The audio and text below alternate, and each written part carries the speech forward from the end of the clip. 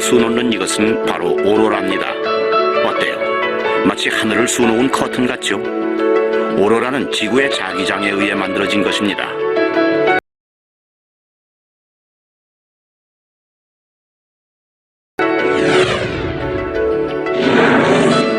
지구 내부를 살펴볼까요? 핵은 고체의 내핵과 그 주변을 둘러싸고 있는 유체의 외핵으로 나누어집니다.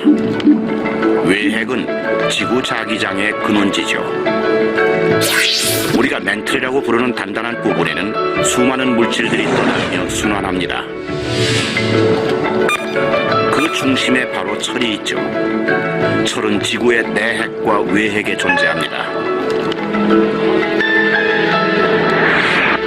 이곳에서 바로 자기장이 만들어집니다.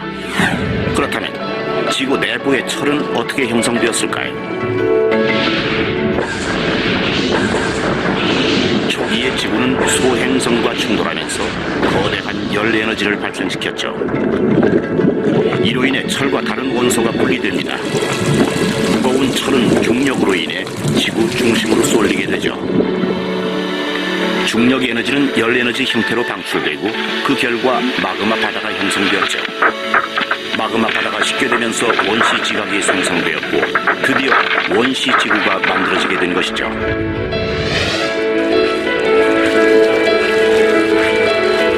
이때 중심으로 내려간 철은 지구의 핵을 형성하게 되었습니다.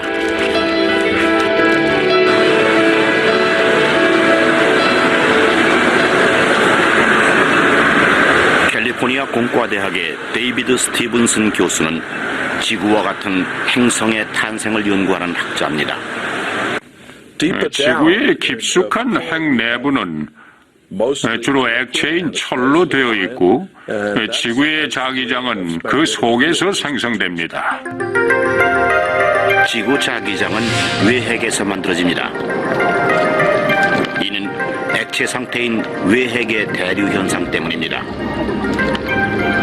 외핵의 맨 밑부분에는 철이 존재하고 가벼운 물질인 휴소 등은 외핵과 멘틀 경계 부인 위쪽으로 상승합니다. 액체 상태 외핵은 전도성이 큰 물질로 위아래 온도와 밀도 차이에 의해서 대류 현상을 일으킵니다. 이런 유체 운동에 의해서 자기장이 발생되는 것이죠. 지구 자기장으로 우리는 방향을 알게 됐고 신대륙도 발견할 수 있었습니다.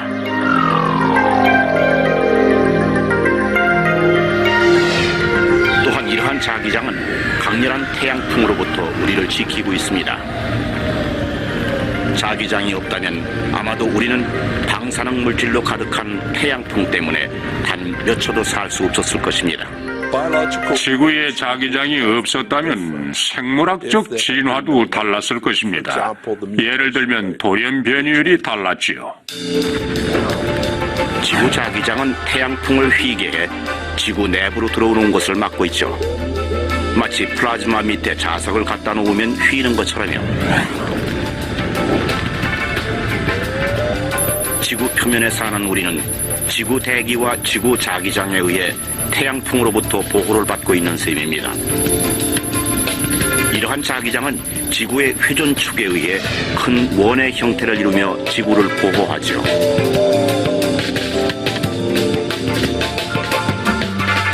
전기와 자력 법칙을 통해 지구의 핵에 있는 철의 순환은 지구의 자기장이 계속되게 할 수 있었습니다. 철이 금속이고 활동성이 있고 액체라 가능했죠. 금속, 액체, 활동 그 세 가지가 원인입니다. 철은 우리 몸속에도 있습니다. 우리가 들이마시는 산소는 혈액에 공급되어 생명을 유지할 수 있는 것입니다. 이러한 혈액 속에 바로 철이 있죠. 철이 없으면 우리의 생명은 멈추게 됩니다.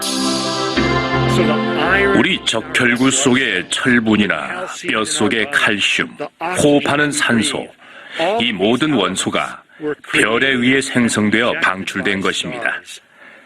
말 그대로 우리는 별의 잔해로 만들어진 존재인 것이죠. 우리의 문명을 견인해 왔고 인간이 발견한 어떤 물질보다도 가장 많이 활용한 철.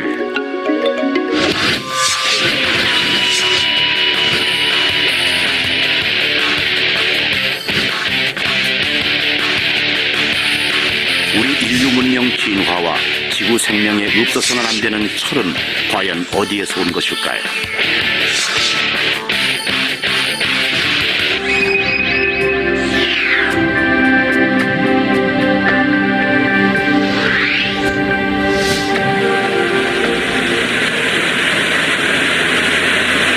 (2008년 1월) 지구의 최남단 남극의 TL 산맥 부근.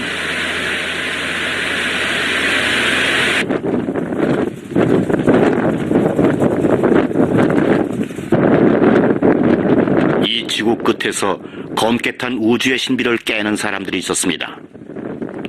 바로 우리나라의 남극 운석 탐사대였죠.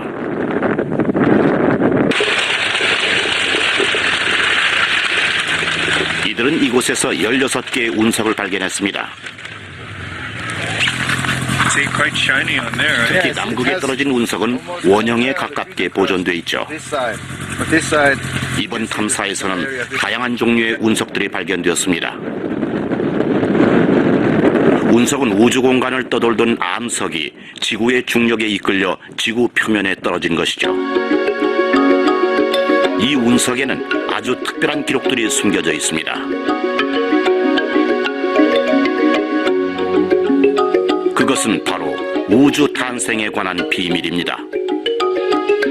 지구의 그 내부에 존재하는 핵은 적어도 2,900km 깊이 들어가야지만 존재하기 때문에 지구에서는 그런 그 핵의 물질을 만질 수도 그 다음에 회수할 수도 없거든요. 반면에 비교적 지구보다는 훨씬 더 작은 소행성체 내부에서 온 그 철질 운석 같은 경우에는 그 행성체 내부의 금속 성분을 그대로 보존하고 있기 때문에 이렇게 떨어진 운석은 태양계 탄생의 비밀과 함께 우주의 DNA를 알 수 있는 열쇠를 가지고 있습니다.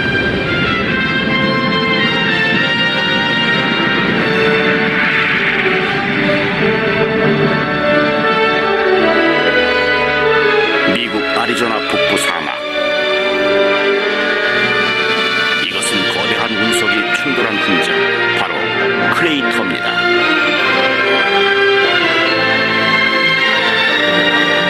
(5만 년) 전 거대한 암석이 이곳에 떨어졌죠.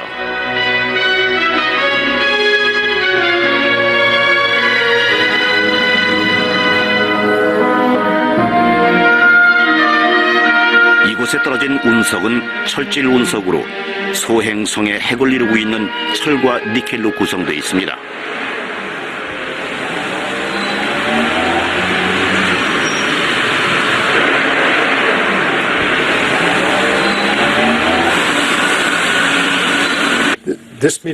이 운석은 지구 대기를 통과하며 매우 아름다운 구조를 갖게 되었습니다. 심지어 큰 구멍도 보이지요. 이것은 운석을 자른 것입니다. 갈고 애칭을 하고 표면 작업을 해서 운석 내부 구조를 잘 보여주는데요. 니켈의 함량이 많고 적은 두 가지 종류의 상태를 보여주고 있습니다. 이러한 운석들은 46억 년 전 태양계가 탄생할 즈음에 이미 다양한 원소들이 우주에 존재하고 있었다는 사실을 알려줍니다.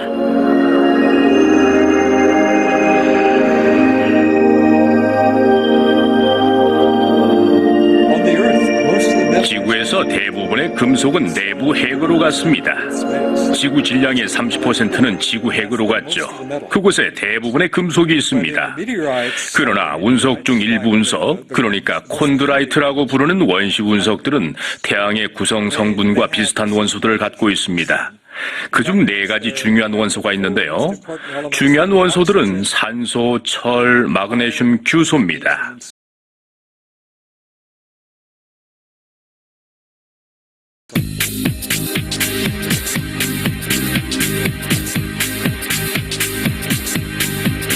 산소, 탄소, 나트륨, 철.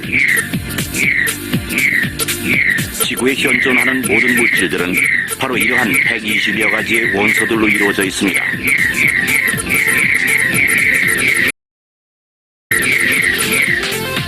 그럼 이런 원소들의 조합으로 무엇이 되는지 한번 알아볼까요? 수소와 산소가 만나면 무엇이 될까요? 그것은 물입니다. 염소와 나트륨이 만나면 소금. 그럼 규소와 산소가 만나면 유리가 됩니다.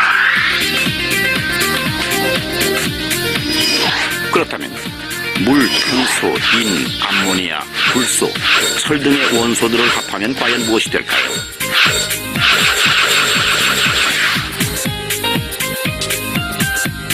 그것은 바로 우리 인간입니다.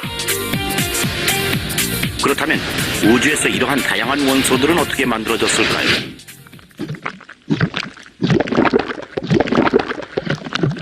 바로 빅뱅, 모든 원소의 시작점입니다.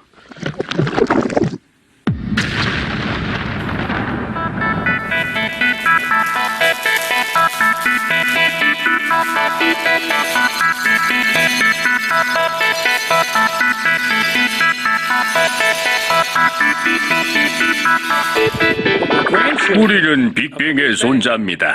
왜냐하면 우리의 몸에는 빅뱅 직후에 만들어진 양성자가 있기 때문이지요. 별에서 생겨나는 원소 하나하나가 지구와 우리의 생명으로 거듭나기 전까지는 참으로 기나긴 여행을 해야만 합니다. 모든 물질 원소들은 양성자가 더해져 새로운 원소가 됩니다. 그렇다면 철 원소가 되기까지 우주에서는 어떤 일이 일어나는 것일까요?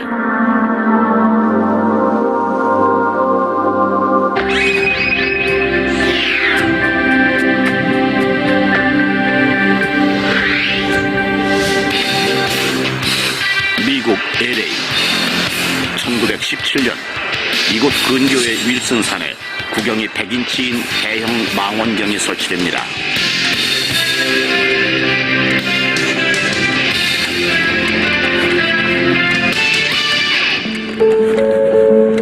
허블은 이 망원경을 이용하여 거리가 먼 은하일수록 더 빨리 우리로부터 멀어진다는 것을 발견해내죠.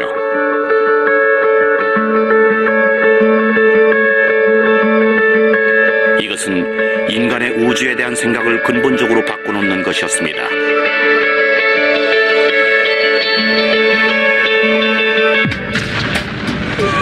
빅뱅, 그것은 우리 우주의 시작입니다.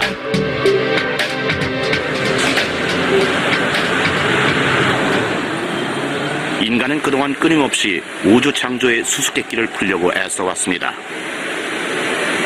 마이클 로만 교수는 슈퍼컴퓨터로 빅뱅 이후 우주 변화에 대해 다양한 시뮬레이션을 하고 있습니다.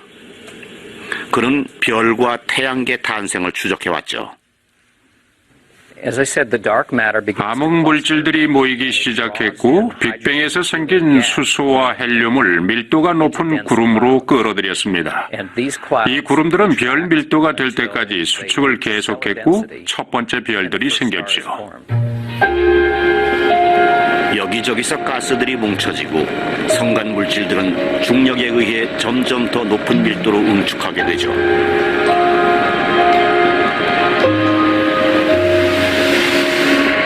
하지만 초기 우주에서는 철과 같은 무거운 원소들은 존재하지 않았습니다.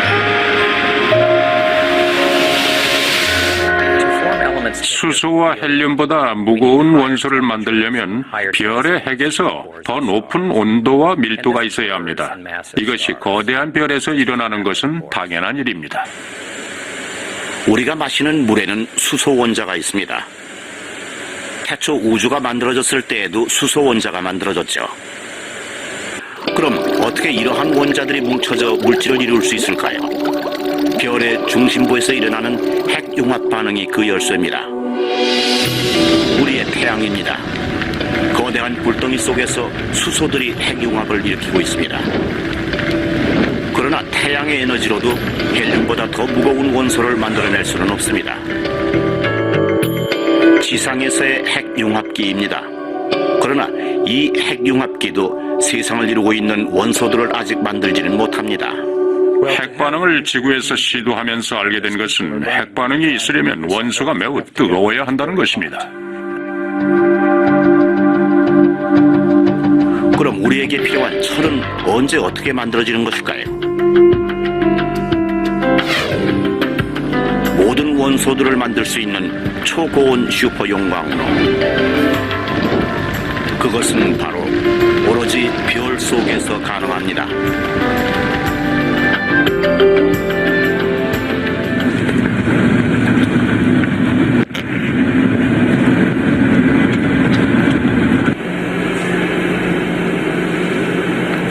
하와이의 마우나케아 산은 별을 관측하기에 최적의 환경입니다.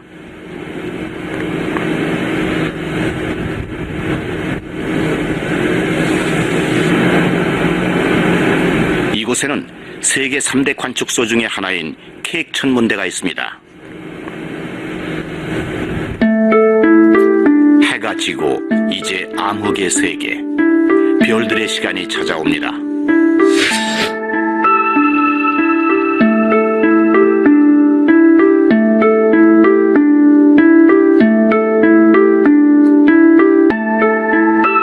밤하늘의 별들도 지상의 물질처럼 탄생과 죽음, 생명의 고리를 순환합니다. 우주는 수소에서 시작됐고 수소는 별들을 만들었죠. 별은 생명체에 필요한 모든 물질을 만들어냈습니다. 모든 것이 불타는 별의 내부에서 시작된 것입니다. 그 중심에 바로 철이 있습니다. 1960년대에 제기된 질문은 철보다 무거운 원소를 어떻게 만드냐는 것이었습니다. 많았기 때문이지요. 우주의 모든 별들은 수십억 톤의 물질 원소를 생산해내는 화학 공장인 셈입니다. 은하계나 우주의 화학적 진화는 순전히 원소들의 생성 과정의 추적 과정입니다. 1957년 천체 핵물리학의 시대를 여는 매우 중요한 논문이 발표됩니다. 그것은 BBFH라고 부르는 평론이었죠.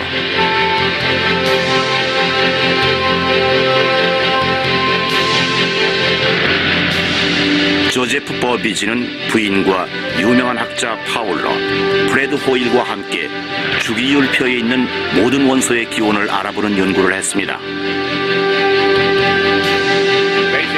기본적으로 가벼운 원소에서 무거운 원소를 만들기 위해서는 별에서 핵반응을 거쳐야 합니다. 그것은 사실입니다. 이들은 별 내부에서 일어나는 8가지 종류의 핵융합 반응들을 분류했습니다. 그 결과 세상을 이루는 원소들이 별 진화의 산물임을 알게 해주었죠.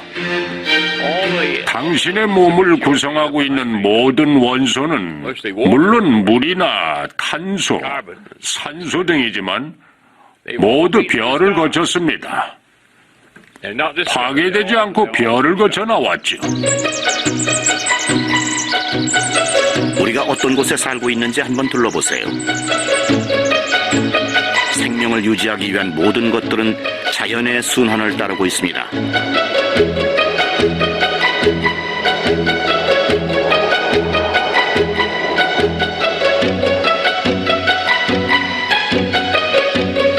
모든 생명체들은 자연의 시간에 따라 탄생과 성장, 죽음을 맞이하죠.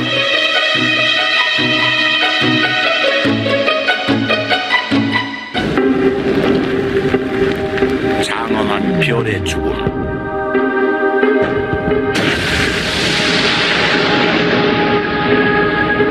지구에서처럼 우주에도 산과 죽음이 존재합니다.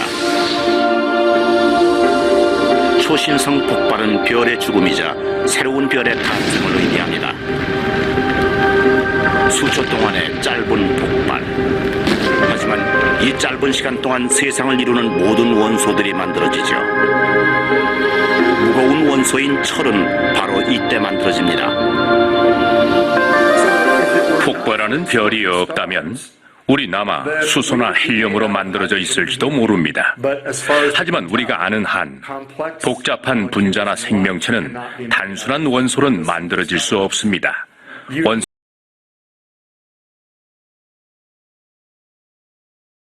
원소가 생성되려면 별이 필요한 거죠.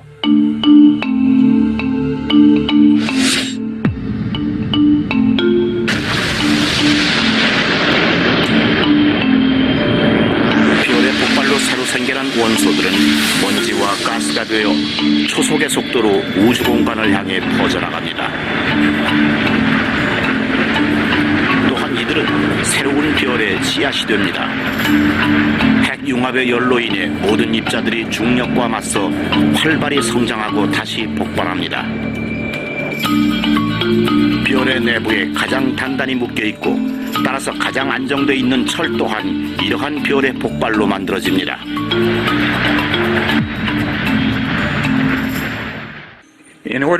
핵 반응을 하기에 충분한 높은 온도를 얻으려면 높은 압력이 필요하고 이것은 별의 안쪽 깊숙한 곳에서만 가능합니다.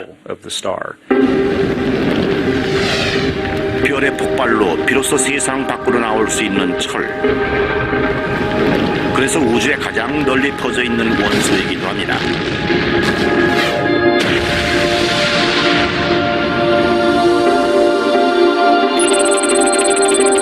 별의 폭발로 모든 원소들이 만들어지지만 철은 별의 핵융합에서 예외가 되는 원소입니다.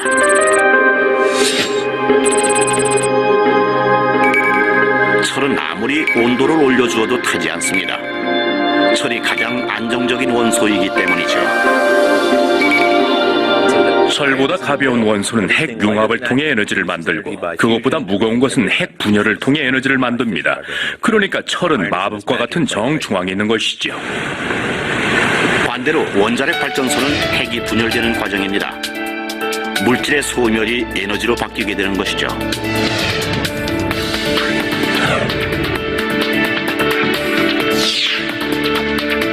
핵융합과 핵분열에서는 에너지가 발생합니다. 그러나 철원소에서는 핵융합 에너지나 핵분열 에너지를 얻을 수 없습니다. 왜냐하면 철이 가장 안정적인 원소이기 때문이죠. 그래서 우주에서 가장 널리, 가장 많이 존재하는 금속이 바로 철인 것입니다.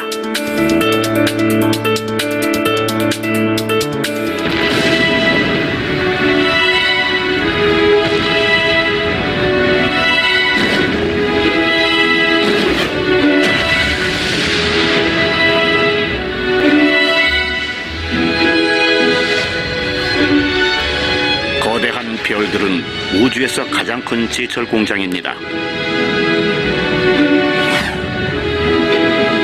태양보다 150배나 큰 질량을 가진 별 하나가 태양보다 20배 내지 25배 질량의 철을 생산합니다. 그렇게 우주의 제철 공장으로부터 우리는 철을 공급받았던 것이죠.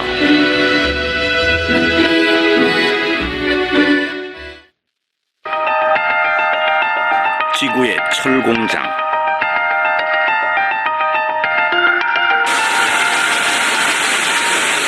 용광로. 인류 문명의 대전환기는 이것의 발명으로 시작되었죠. 철은 우리 문명을 만들어냈고 철의 진화로 우리는 우리가 상상하는 새로운 세계를 열어가고 있습니다. 초신성은 우주의 철공장이고 제철소는 지구의 철공장인 셈입니다.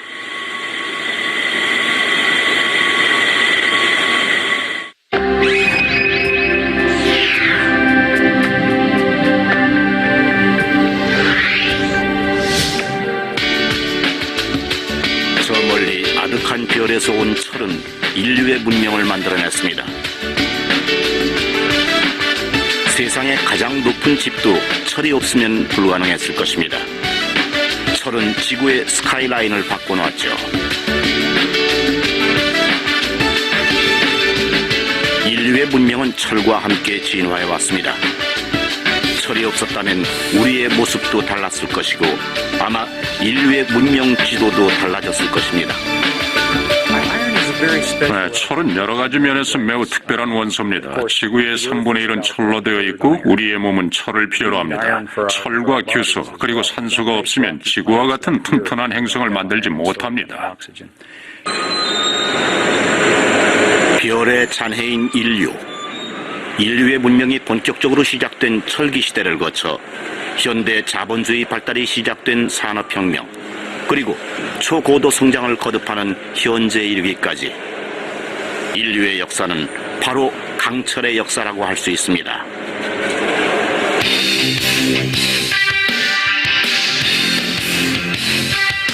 철은 언제나 인간과 함께 늘 새로운 역사를 창조해 왔습니다.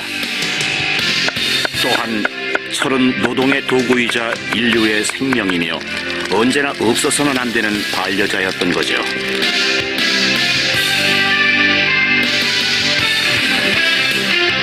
우리 몸 안에 있으며 지구상에서 가장 오래되고 가장 많이 존재하는 철.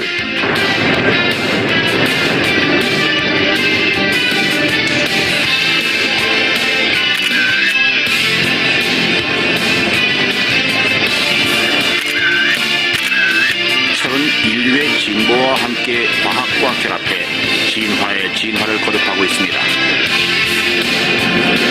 탄소 함유량에 따라 단단한 철이 필요하면 경도가 높은 강철을 만들어 인류의 도전을 가능케 했습니다.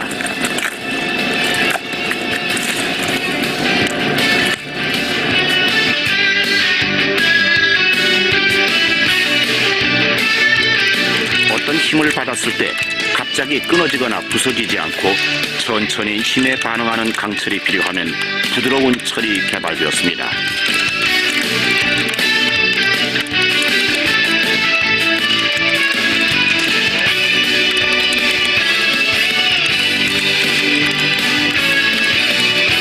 또한 녹슨다는 그 한계를 극복하고 습기와 산소를 만나도 끄떡없는 안정된 녹을 만들었습니다. 철의 진화는 인간이 상상하는 그 세계대로 무한히 변신하고 있습니다.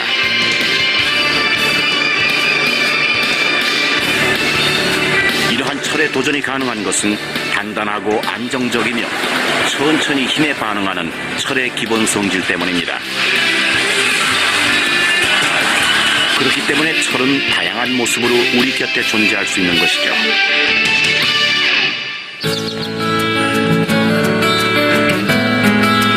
철의 진화로 우리 문명도 진화하였습니다.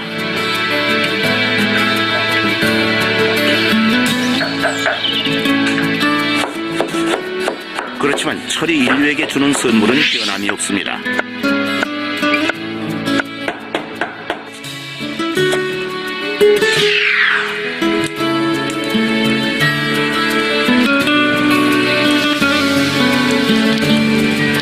철로 인해 시대가 바뀌고 생활은 더 편리해졌지만 변하지 않는 것. 그것은 겉은 단단하고 차갑지만 그 속의 따뜻함과 생명을 전할 수 있는 것이 바로 철이라는 사실이죠.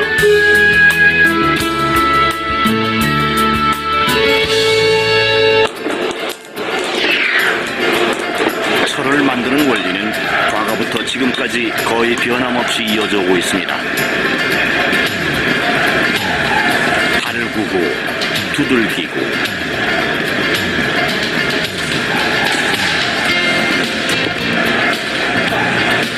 두들길수록 더 강해지는 철.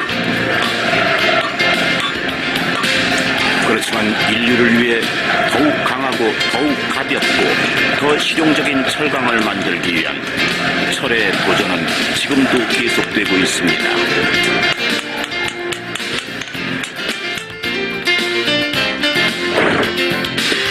철이 진화하는 목적은 인간을 위한 것입니다. 철이 쓰이지 않는 곳은 없으니까요. 예상치 못한 부분에서 보이지 않는 곳까지.